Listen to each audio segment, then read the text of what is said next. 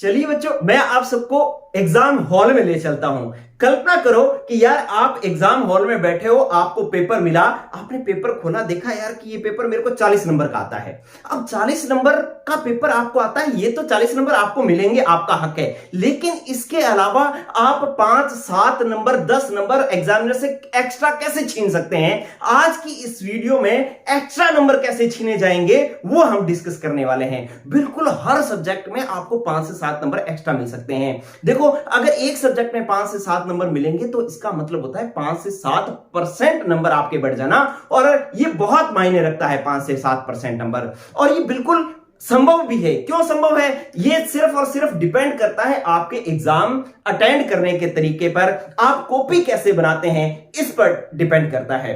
तो शुरू करते हैं अपने कि आपको किन बातों का ध्यान रखना है कॉपी बनाते वक्त, आंसर लिखते वक्त। देखिए, सबसे पहली बात तो आपको यह ध्यान रखनी है कि यार जब मैं आप आंसर लिखूं तो मेरा आंसर चेक करते वक्त कहीं एग्जामिनर को दिक्कत तो नहीं आ रही। मतलब वो आपने बिल्कुल आंसर सही लिखा है लेकिन एग्जामिनर कहीं परेशान तो नहीं हो रहा, यार चेक करते हुए ऐसे परेशान तो नहीं हो रहा। मतलब एग्जामिनर को परेशान नहीं होने देना आपने आपका आंसर चेक करवाते वक्त, ठीक है। और दूसरा क्या ध्यान रखना है? दूसरा ध्यान रखना है कि कॉपी के पहले 2-3 पेज में ही क्या करना है, एग्जामिनर पर इंप्रेशन बना देना है कि यार मुझे अच्छा से आता है, मैंने तैयारी की है। बहुत सारे बच्चे होते हैं जिन्होंने अच्छे से तैयारी की होती है, लेकिन पहले 2 पेज ऐसे बन जाते हैं कि एग्जामिनर उससे पहले से इरिटेट हो जाता है कि यार इस बंदे को ढंग से नहीं आता। तो ये 2 चीजें कैसे सॉल्व करनी है ये मैं बताता हूं। इसके लिए मैंने क्या कर रखा है आपके सामने, एक तो ये जो कॉपी का जो पैटर्न है वो बना रखा है कि कॉपी किस प्रकार से होगी। इधर मैंने बना रखा है कि एग्जाम पेपर में किस किस प्रकार के प्रश्न आएंगे। मैंने प्रश्न नहीं डिस्कस करने, प्रश्न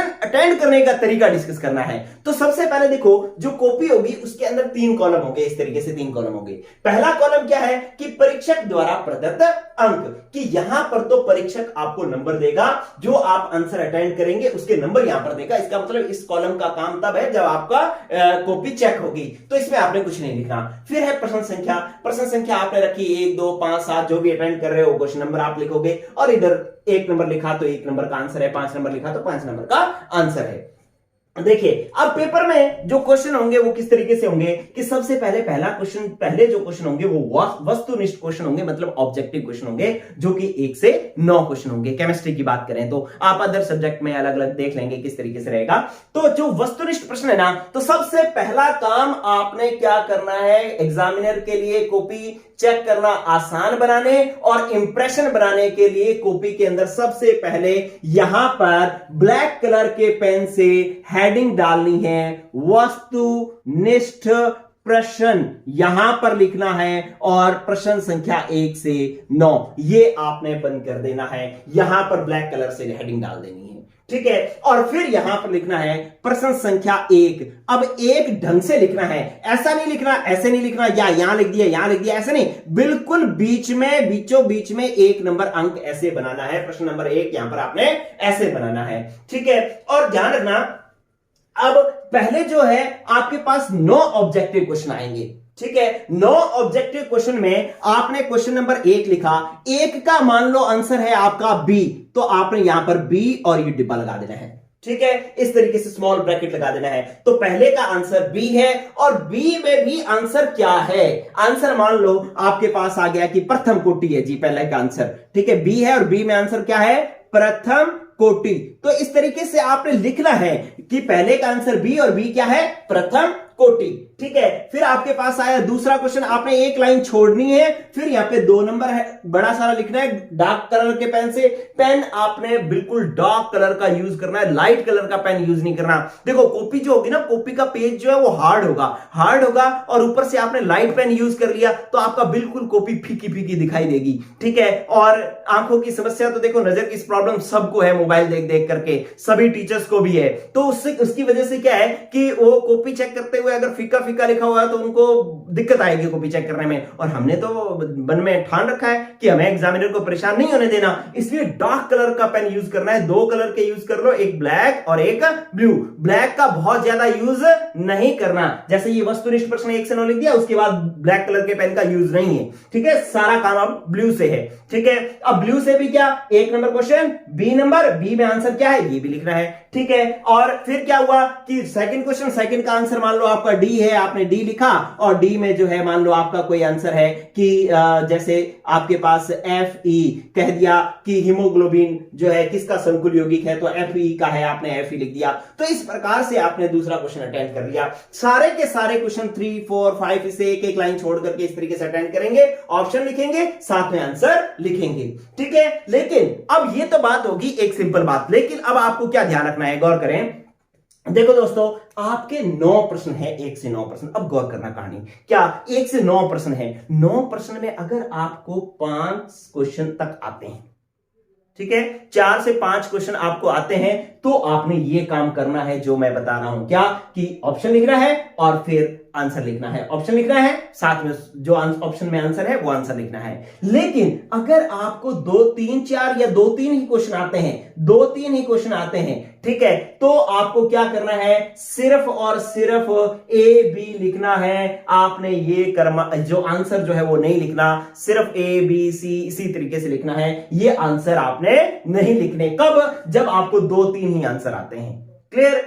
अब इससे भी कम अगर आंसर आते हैं, आपको मान लो एक भी नहीं आता क्वेश्चन, पहला क्वेश्चन आपको जो वस्तुनिष्ठ क्वेश्चन है आपको एक भी नहीं आते, तो आपको यहां पर अटेंड भी नहीं करने हैं, ठीक है। सामान्यतः तो क्या है कि 4, 5 तक भी अगर क्वेश्चन आते हैं तो सबसे पहले आपने वस्तुनिष्ठ प्रश्न ही करने हैं, सारे के सारे नहीं आते फिर भी आपने पहले करने हैं, ठीक है। और उस पहले में भी क्या करना है कि 5 क्वेश्चन तक आते हैं, 6 क्वेश्चन आते हैं, 7 आते हैं, तो ऐसी स्थिति में तो आपको ऑप्शन और आंसर दोनों लिखने हैं। लेकिन अगर आपके पास क्या है कि आपको 2, 3 के ही आंसर आते हैं, सबके नहीं आते, तो सिर्फ ऑप्शन लिखना है। लेकिन अगर आपको 1, 2 ही आते हैं, इससे ज्यादा नहीं आते हैं, तो आपको ये स्किप कर देना है, ये वस्तुनिष्ठ हेडिंग यहां पर डालनी ही नहीं है, इसको सबसे लास्ट में ले जाना है। क्लियर। लेकिन जहां भी लेकर के जाना है वहां ये 1 से 9 प्रश्न इकट्ठे करने हैं। ऐसा नहीं है कि आपने पहला प्रश्न कर दिया और उसके बाद कोई 15वां प्रश्न कर दिया और फिर आप जो है तीसरे का बी लिख दिया बीच में छोटा सा, ठीक है, फिर 21वां प्रश्न कर दिया और उसके नीचे चौथे क्वेश्चन का सी लिख दिया छोटा सा। ऐसा नहीं करना। इसको अगर पहली बात तो सबसे पहला काम तो देखो, अगर आपकी तैयारी अच्छी है, आपको आंसर आते हैं, तो सबसे पहले वस्तुनिष्ठ की हेडिंग डालनी है, यही 9 क्वेश्चन क्रम वाइज करने हैं, ठीक है। लेकिन अगर आपको 1-2 क्वेश्चन ही आते हैं, आते ही नहीं है, तो फिर अगर यहां से आप इसको हटाते हो, यहां इस वस्तुनिष्ठ प्रश्नों को यहां पर अटेंड नहीं करते, तो सबसे लास्ट में लेकर के जाना है और लास्ट में भी 1 से 9 को इकट्ठा करना है, वहां पर भी उनको अलग अलग नहीं करना, ठीक है। तो ये ट्रिक रहेगी आपकी वस्तुनिष्ठ प्रश्नों को हल करने की, ठीक है। अब मैंने आपको बता दिया कि बी के साथ अगर आप आंसर लिखते हो तो आंसर चेक करने वाले के लिए बड़ी आसानी है, ठीक है। हो सकता है उसको पहले का भी याद रहे, लेकिन 5वें का ए आंसर है, 5वें का ए आंसर उसको याद नहीं है कि ए पर ऑप्शन क्या है।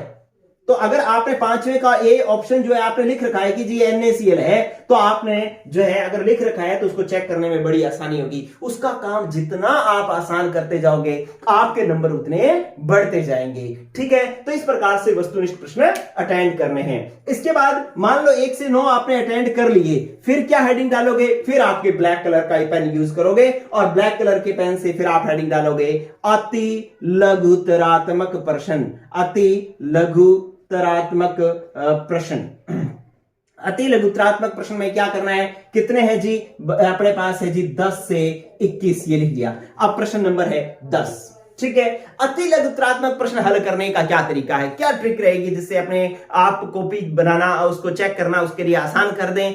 जैसे आपके पास प्रश्न आया, 10वां प्रश्न है आपके पास कि उस ठोस का नाम लिखिए जो क्रिस्टलीय अवस्था में तो विद्युत का कुचालक होता है, लेकिन विलयन अवस्था में विद्युत का चालक होता है, ठीक है। अब आपको आंसर लिखना है। अब आंसर बन रहा है आयनिक ठोस। क्या बन रहा है, आयनिक ठोस। तो आपने 10वें का आंसर सीधा ही लिखना है, क्या, यहां पर लगाना है 10 नंबर और यहां पर लिख देना है क्या, आयनिक ठोस। यहां पर क्या लिख देना है, आयनिक ठोस। ना कि आप कहानी लिखने लग जाएं क्या कि वह ठोस जो क्रिस्टलीय अवस्था में विद्युत का कुचालक होता है लेकिन विलयन अवस्था में विद्युत का चालक होता है। अगर आपने पूरी कहानी उसको हम आयनिक ठोस कहते हैं ऐसा लिखा तो वो एग्जामिनर परेशान हो जाएगा, यार मेरे को आयनिक ठोस आंसर ढूंढना है। अब इतनी राम कहानी आपने लिखी है, वो यहां तक जाएगा, वो आयनिक ठोस आपका ढूंढने की कोशिश करेगा तो वो परेशान हो रहा है और हमें उसको परेशान नहीं होने देना। तो सीधा ही आपने आयनिक ठोस ही लिखना है बस, और और कुछ भी नहीं लिखना। फिर आपने एक लाइन छोड़नी है, फिर 11वां क्वेश्चन अटेंड करना है। और जैसे ही अगर कोई वन वर्ड आंसर है, अति लघुत्तरात्मक क्वेश्चन जो है वो वन वर्ड आंसर ही होंगे, तो वन वर्ड आंसर्स जो होंगे उनको आपने वन वर्ड ही लिखना है, लाइन नहीं बनानी, स्टेटमेंट नहीं बनानी। इन द केस अगर आपके पास 11वां क्वेश्चन कोई परिभाषा है, परिभाषा जैसे आपके पास आ गया कि उभय दंतुक लिगेंड की परिभाषा लिखो, तो आपने हेडिंग डालनी है जी उभय दंतुक लिगेंड, उभय दंतुक लिगेंड हेडिंग डालनी है। फिर क्या किया, ये डैश और यहां से आंसर लिखना शुरू करना है, इस तरीके से ये आंसर लिखना है। ठीक है, अगर कोई परिभाषा लिखनी है तो वो इस तरीके से लिखनी है। क्लियर, आपने हेडिंग डाल करके फिर यहां से आंसर रीचेबल लाइन से यहां से लिखना शुरू करना है, यहां इस तरीके से लाइनें लिखनी है। क्लियर हुई बात? ठीक है, तो अति लघुत्तरात्मक प्रश्न सॉल्व करने में आपने क्या सीखा, इसके लिए भी एक तरीका क्या कि अति लघुत्तरात्मक प्रश्न मान लो आपको सारे आते हैं तो आपने यहीं हल करने हैं, कंटिन्यू हल करने हैं। लेकिन आपको जो ये यहां पर ये टोटल 12 क्वेश्चन है, 12 क्वेश्चन में से आपको 7 भी आते हैं, 6 भी आते हैं, तो भी आप कंटिन्यू ही हल करें। लेकिन अगर आपको 1-2 ही आते हैं तो आप जो है इसको यहां से क्या कर देंगे, स्किप कर देंगे, यहां पर इसको नहीं अटेंड करेंगे, इसको भी सारे क्वेश्चंस के लास्ट में ले जाएंगे, वहां जाकर के इसको अटेंड करेंगे। लेकिन ये 10 से 21 क्वेश्चन ये भी इकट्ठे होने चाहिए। ये भी ऐसा नहीं है कि 10वां क्वेश्चन आपने यहां पहले पेज पर अटेंड कर लिया और 13वां क्वेश्चन आप जो है तीसरे पेज पर अटेंड कर रहे हो, 9वें पेज पर आप 21वां क्वेश्चन अटेंड कर रहे हो। ऐसा नहीं होना चाहिए। क्वेश्चन जो है अति लघुत्तरात्मक और वस्तुनिष्ठ के लिए ध्यान रखना है कि जहां भी अटेंड करेंगे इकट्ठे अटेंड करेंगे, जितने भी आते हैं वो एक साथ ही अटेंड करेंगे। चलिए, इसके बाद क्या करना है अपने पास, फिर आते हैं लघुत्तरात्मक प्रश्न। लघुत्तरात्मक प्रश्न में कोई विशेष बात नहीं है, इसको आप कहीं भी हल कर सकते हैं। नंबर 1 बात, सिर्फ प्रश्न नंबर सही लगा होना चाहिए। ठीक है, इसको लिखते वक्त एक चीज ध्यान रखें, लघुत्तरात्मक प्रश्न में कोई फैक्चुअल बात, अगर कोई फैक्चुअल का सेंटेंस है, मतलब सीधा आंसर है, परिभाषा है, या कोई सीधा कोई स्टेटमेंट पूछी हुई है, तो वो तो स्टेटमेंट आप सीधी लिखेंगे। लेकिन अगर कोई कारण पूछ रखा है, ठीक है, और आप उसकी परिभाषा, उसका आंसर लिख रहे हैं, आंसर लिखते हुए पूरी लाइन लिखी है, 2-4 लाइनें लिखी हैं, लेकिन आपको लग रहा है कि इस पूरे 4 लाइनों के अंदर ये एक वर्ड जो है ना, इसका एक कारण है, तो उस एक वर्ड को आपने अंडरलाइन कर देना है ब्लैक पेन से। लिखना सब कुछ ब्लू से है, लेकिन उस एक वर्ड को आपने ब्लैक पेन से अंडरलाइन कर देना है, जो आपको लगता है कि इसका एग्जैक्ट वर्ड ये होता है। ठीक है, जैसे आपको कहा गया NaCl के क्रिस्टल को Na की वाष्प के साथ गर्म करने पर यह पीला दिखाई देता है, क्यों?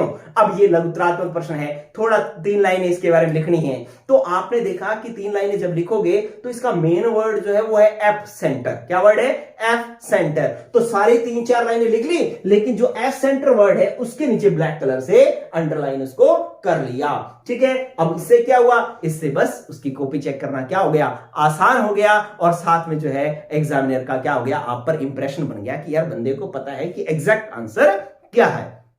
देखो, अगर आपको नहीं पता कि यार पता नहीं क्या है एग्जैक्ट आंसर, तो आपको ये पंगा भी नहीं लेना, फिर आपको अंडरलाइन वाला पंगा नहीं लेना। ठीक है, इसके बाद हम बात करेंगे दीर्घ प्रश्न या निवेदनात्मक प्रश्न की। तो दीर्घ प्रश्न और निवेदनात्मक प्रश्न में क्या होंगे, ऑप्शंस होंगे। ऑप्शंस में क्या होगा कि जैसे पॉइंट्स होंगे कि पहला, जैसे मान लो आपके पास 34वां प्रश्न है, तो 34वें प्रश्न के अंदर 34वें में 1, 2, 3 इस तरीके से होंगे। ठीक है, तो आपको एक सबसे बड़ी बात तो ये ध्यान रखनी है कि निवेदनात्मक और दीर्घ प्रश्नों के अंदर क्या होगा कि जैसे एक प्रश्न के कई पार्ट होंगे, तो उन सारे पार्टों को एक साथ अटेंड करना है भैया, चाहे आपको आते हैं चाहे नहीं आते। मान लो आपको पहला आता है, तीसरा आता है, दूसरा नहीं आता, तो दूसरा यहां पर लिख करके, चाहे यहां पर जगह छोड़ दो, याद आएगा तो लिख देना, नहीं 1-2 लाइनें खाली रह जाएंगी तो रह जाएंगी। क्लियर? तो ये बात आपको ध्यान रखनी है कि जो एक क्वेश्चन के अंदर 3-4 पार्ट है तो उनको एक साथ अटेंड करना है, उनको अलग अलग अटेंड नहीं करना। उससे भी जो है एग्जामिनर परेशान होता है, उसको ढूंढ करके अलग अलग जगह नंबर देने पड़ते हैं, जो कि बड़ा मुश्किल होता है। मैं भी कॉपी चेक करता हूं, मैंने भी देखा है कि ऐसा अगर आ जाता है तो मेरे को बड़ी परेशानी होती है कॉपी चेक करने में, मेरे को गुस्सा आ जाता है कॉपी चेक करते हुए। ठीक है, इसके बाद क्या हुआ कि एक बात, जैसे निवेदनात्मक प्रश्न है उनको भी यही ध्यान रखना है, और एक क्वेश्चन अटेंड करने के बाद में एक ही लाइन छोड़नी है। एक क्वेश्चन अटेंड करने के बाद में 3 से 4 लाइनें नहीं छोड़नी, ज्यादा लाइनें छोड़ने से भी आपका इंप्रेशन डाउन हो जाता है। क्लियर?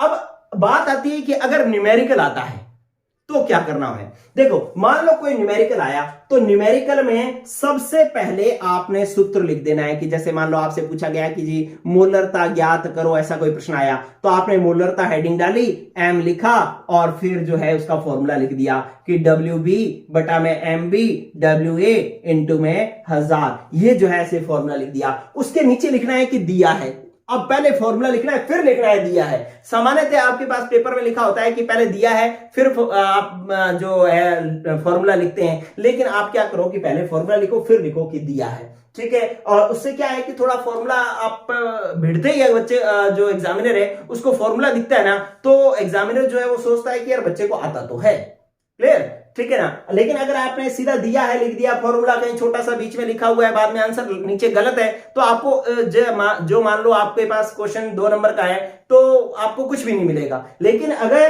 पहले ही फॉर्मूला लिख दिया भिड़ते ही, तो उसको ये पता लग जाएगा कि यार इस बंदे को आ तो रहा है, तो वो जो है फॉर्मूले का तो आपको 1 आध नंबर देगा, ठीक है ना। तो इसलिए पहले ही फॉर्मूला डाल देना है, बाद में दिया है, बाद में उसका मान रखना है, फिर सॉल्व करना है। एक बात और, केमिस्ट्री में कई न्यूमेरिकल्स ऐसे आ सकते हैं जिनकी कैलकुलेशंस जो है वो एट द टाइम आपसे नहीं होंगी, तो आपको क्या करना है कि जैसे मान लो 15वां क्वेश्चन है, 15वें क्वेश्चन में एक न्यूमेरिकल है, तो आपने फॉर्मूला लिख दिया, दिया है लिख दिया, मान रख दिए, लेकिन गणना नहीं हो रही, आंसर नहीं निकल रहा, तो उसको एक बार छोड़ दो, क्लियर, उसको छोड़ करके आगे बढ़ लो, सारा पेपर हल कर लो, टाइम बचे तो उसको सॉल्व कर लेना, ना बचे तो कोई बात नहीं, ठीक है। इससे क्या होगा कि कई बार क्या होता है कि एक ही क्वेश्चन की कैलकुलेशन में हम ज्यादा समय निकाल देते हैं, जिससे अपना बाकी के क्वेश्चन छूट जाते हैं, तो ऐसी समस्या नहीं होनी चाहिए, आपको क्वेश्चन सभी अटेंड करने हैं, ठीक है दोस्तों। तो इस प्रकार से जो मैंने आज की 2 बातें बताई हैं, इनको दिमाग में पेपर करते वक्त आपने हमेशा रखना है, और हर सब्जेक्ट में रखना है, ना कि सिर्फ केमिस्ट्री के अंदर, ताकि जो है हर सब्जेक्ट के अंदर आपको कुछ ना कुछ मार्क्स जो है आप एक्स्ट्रा छीन सकें, ठीक है बच्चों। ये वीडियो जो है वो आप बाकी सारे दोस्तों के साथ जो है वो शेयर करें, बाकी सबको भी बताएं, ताकि जो है सभी लोग जो है इसका फायदा उठा सके, ठीक है। और सभी को एग्जाम के लिए all the best, good luck, बहुत बढ़िया नंबर आएंगे, आपको सिर्फ एग्जाम करना है, और उसके बाद जो है रिजल्ट का टेंशन नहीं लेना है, जब रिजल्ट आएगा तब देखा जाएगा, ठीक है। तो अपने दोस्तों को शेयर कर दो, all the best, good luck, thank you.